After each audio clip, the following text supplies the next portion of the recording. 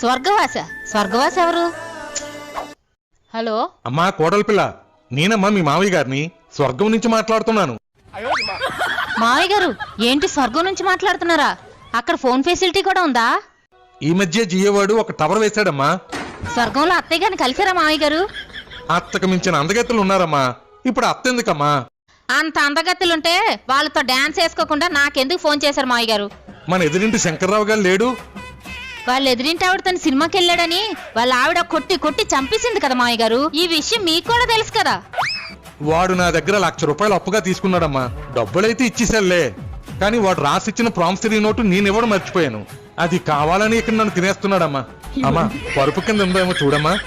ఉంది మావయ్య గారు. కొంపతీసి ఆ నోటు మీకు ఇవ్వడానికి నన్ను గాని మీ అబ్బాయిని గాని చచ్చిపోమంటారా ఏంటి? మన వెనకింటి దివాకరం కొన ఊపిరితో కొట్టుమిట్టాడుతున్నాడమ్మా. తులసి నీళ్ళు కూడా పోసేస్తున్నారులే. నువ్వేదో